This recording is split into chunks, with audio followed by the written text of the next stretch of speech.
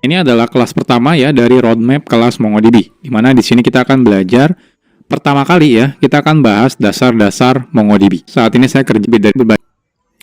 Oke, jadi MongoDB itu merupakan free dan open source database management system. Jadi teman-teman tidak perlu khawatir ya ketika menggunakan MongoDB.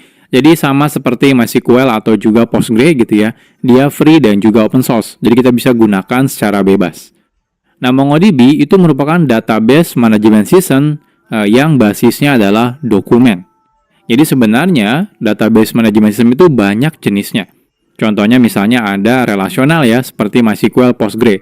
Nah, ada juga yang basisnya adalah dokumen. Nah, salah satunya adalah yang terkenal atau populer itu adalah MongoDB. Nah, MongoDB sendiri itu dikembangkan oleh perusahaan pertama kali namanya adalah Tengen ya. Nah, tapi ini dikembangkannya tahun 2007. Nah, tapi dirilis ke publiknya sekitar tahun 2009. Nah, tapi saat ini perusahaan Tengen ini itu sudah berganti nama ya, menjadi MongoDB Ins ya. Jadi itu ya, walaupun kalau teman-teman yang lain tidak usah ya, harus menggunakan. Jadi teman-teman, BIS ini adalah open source, jadi kalau teman-teman mau kontribusi juga teman-teman bisa ya. Nah, di sini. Nah, ini kita bisa lihat language-nya, bahasa pemrograman yang kebanyakan digunakan yaitu adalah C++.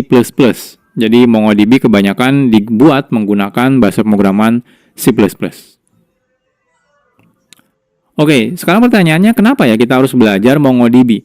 Nah, kalau teman-teman coba buka website yang namanya dbengines.com, itu dia punya istilahnya itu ranking ya, database mana yang paling populer.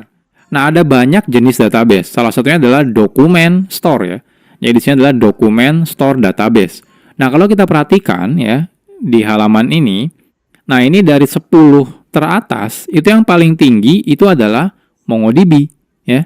Jadi MongoDB adalah salah satu database yang berbasis dokumen itu yang paling populer ya. Nah, jadi ini paling populer dan kalau teman-teman perhatikan itu jauh banget ya. Nah, popularitasnya gitu ya.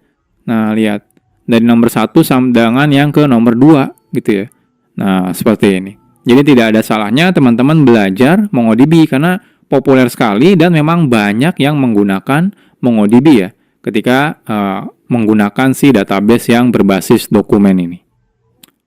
Oke, pertanyaannya apa sih document oriented database? Kan sebelumnya kita menggunakan relational database ya, yang semuanya berbasis menggunakan tabel.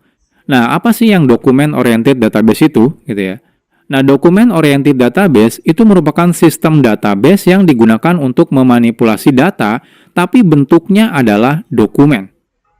Nah, bedanya dengan tabel, kalau tabel itu adalah jelas datanya gitu ya. Jadi kita sudah tahu, oke, ada kolom ini, ada tipe kolomnya ini. Nah, kalau dokumen, itu istilahnya itu adalah semi-structured data. Jadi datanya itu tidak jelas. Maksudnya tidak jelas itu kadang-kadang bisa berubah. Dan formatnya tidak baku gitu ya. Nah, selain itu, bentuknya kalau dokumen ya, sebenarnya banyak ya bentuk dokumen itu, tapi rata-rata, contohnya kalau di MongoDB, dia menggunakan bentuk datanya itu adalah JSON. Ya. Makanya teman-teman kalau familiar dengan JavaScript mungkin tahu ya JSON itu apa. Nah, jadi format datanya seperti JavaScript object. Ya. Nah, jadi bukan lagi dalam bentuk tabel, gitu ya, tapi dia dalam bentuk si JavaScript object. Nah, beberapa database yang lain mungkin ada yang mendukung XML ya, tapi saat ini yang MongoDB dukung itu bentuknya adalah JSON ya, atau JavaScript Object Notation. Nah, document oriented database itu biasanya bertolak belakang dengan relational database. Nah, contohnya kalau relational database biasanya kita menyimpan data dalam bentuk tabel ya, lalu nyimpan relasinya dalam tabel lain. Lalu kita bikin relasi menggunakan foreign key misalnya, seperti itu. Nah, kalau di dokumen oriented database, itu tidak ada yang namanya foreign key, gitu ya, relasi dan lain-lain. Nah, jadi biasanya saat kita menyimpan data di dalam si dokumen oriented database, dia akan disimpan dalam bentuk JSON, ya, atau mungkin database lain Mongo ini ya, yang bukan Mongo misalnya XML, gitu ya. Dan dia, ketika butuh relasi, dia akan menyimpan sebagai embedded object di dalam si JSON-nya, atau dalam si XML-nya. Dia nanti disimpannya di dokumen yang sama. Let me respawn in Rome, please. Yes. A sneaky thief wiped me out overnight. Looks like I'll have to start all over again. Seperti itu. Nah, jadi memang paradigmanya saat kita menggunakan si dokumen oriented database itu perlu bedakan ya dengan si relasional. Kalau relasional, ketika ada relasi, kita akan bikin tabel terpisah, lalu bikin foreign key. Nah, kalau ini enggak. Kalau ada relasi, gitu ya, kita akan bikin embed object, gitu ya.